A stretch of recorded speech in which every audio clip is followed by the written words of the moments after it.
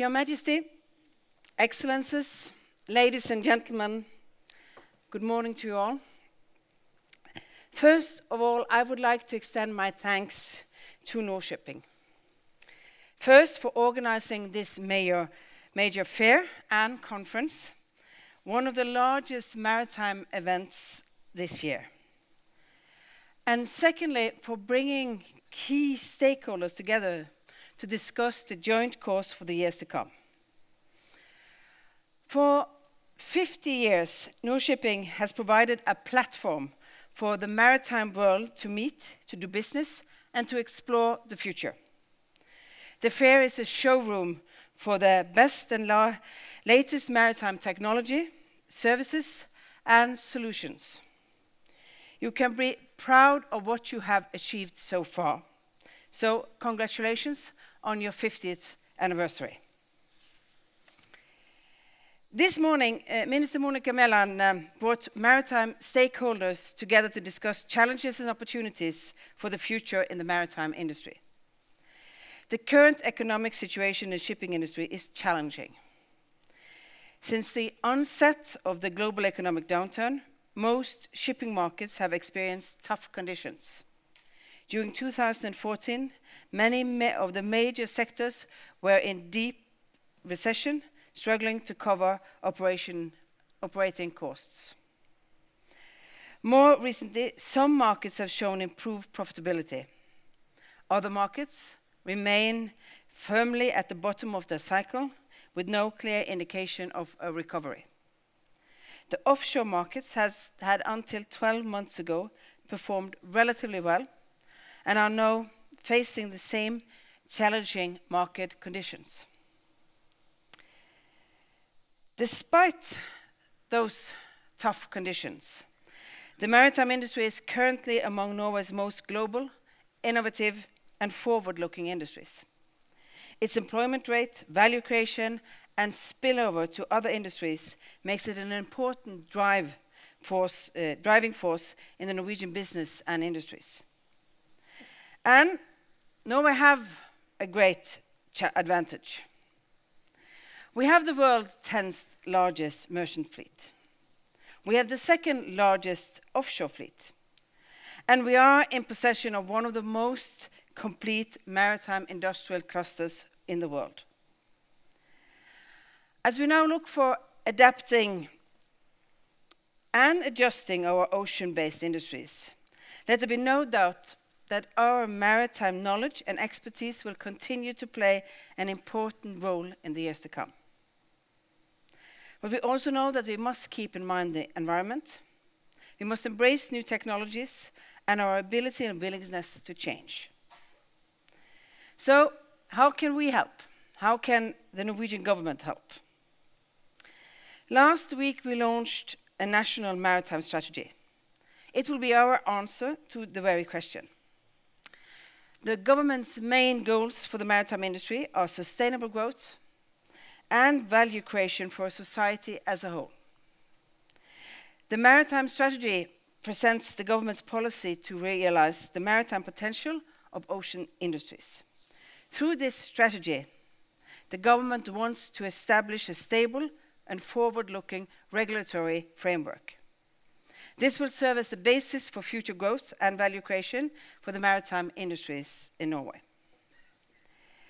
Central areas of the government's commitment to the maritime industries are trade areas, environment, maritime administration and simplification, competence and education, research, development and innovation, and international regulatory frameworks, blue growth, and of course, as Norway, the High North.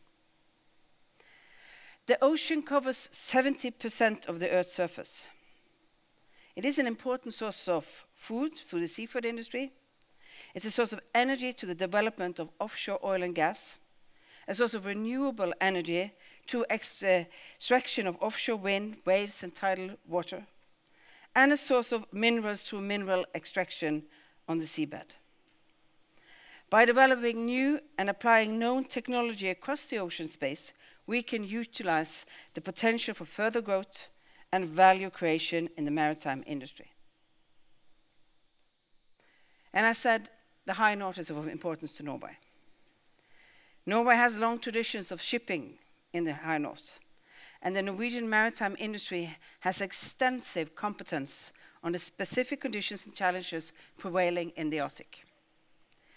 Increased economic activity as potential new sea routes offer opportunities for growth and for value creation in the high north, and especially for the maritime industry. But it also involves new challenges for both the environment and safety.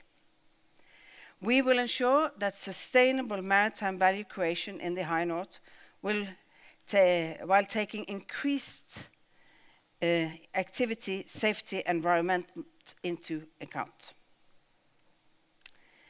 And the environmental challenges affecting the maritime industry both directly and indirectly.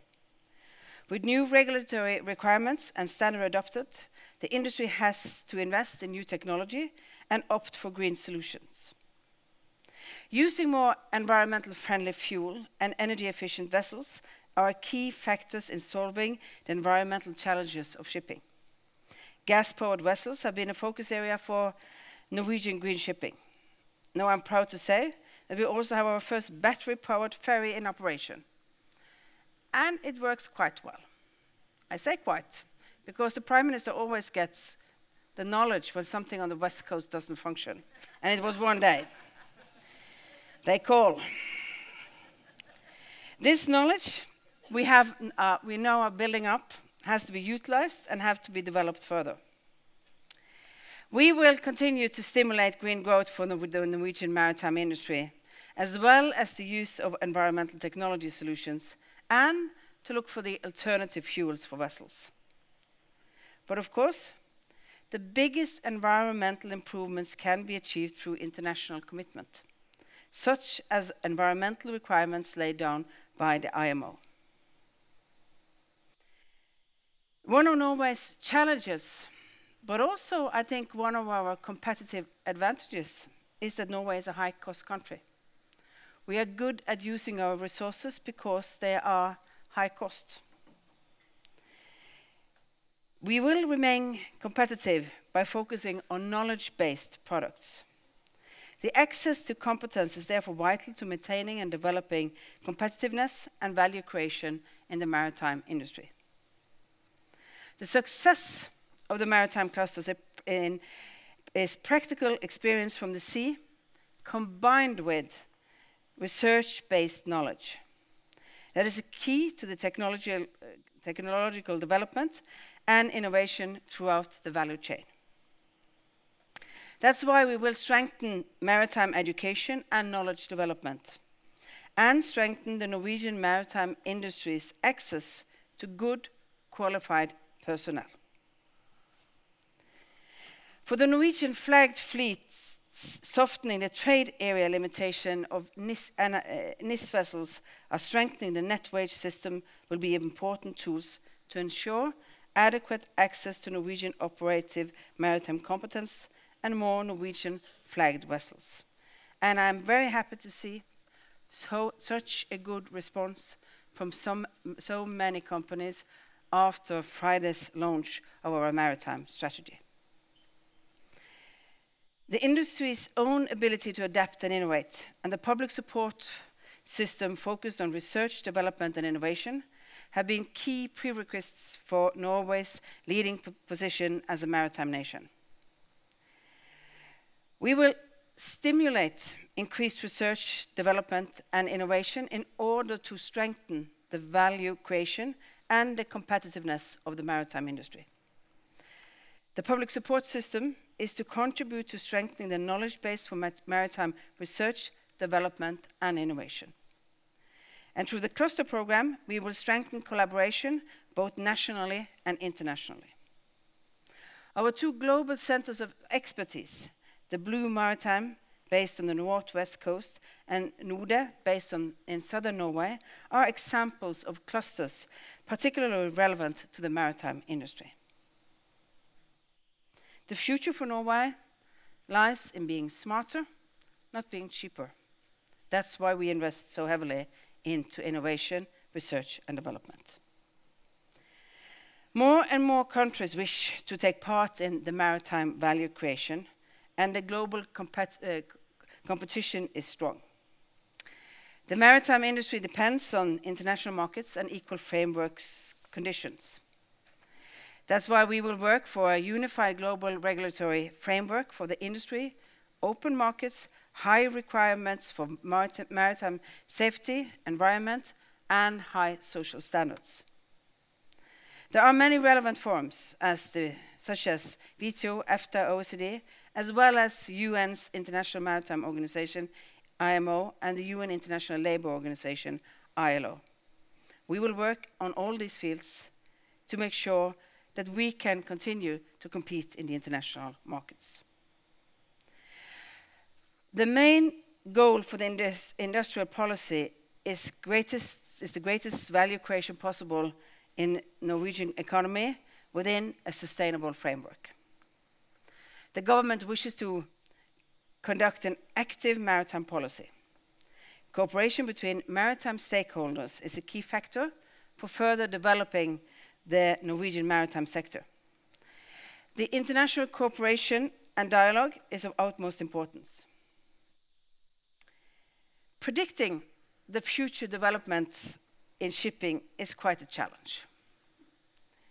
And we have to admit that the only thing we probably can be sure of is that there will be a great deal of uncertainty.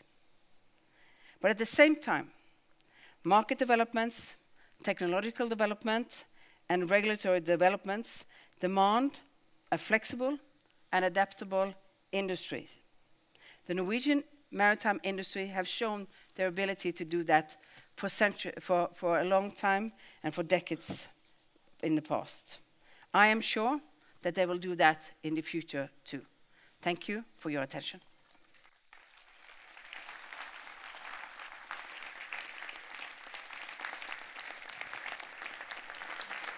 Madam Prime Minister, we're like shipping lanes. We'll meet each other out here. Okay, thanks. Perfect. Before you sit down, I just want to ask you one question, because off the top of your remarks, you were talking about the new maritime strategy and the various pillars. And you just mentioned blue growth in passing, but to the maritime community is extremely important. How is the government going to support it? Okay. And from your perspective, why is it so important? Yeah. Well, I think it's important because, first of all, international trade depends on the fact that you can also transport goods, as Ståle very well said. But we also need to make sure that we are transporting more on the sea and less on roads, because that's environmentally better. It's climate change better. That means that getting growth on the maritime sector is important for that.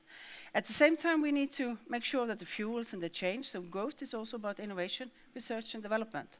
So we will support on those things that I think the government's responsibilities are the biggest one. Regulatory framework, education, innovation, support for innovation system. That's where I think our responsibilities are the biggest. And the business are best at doing business.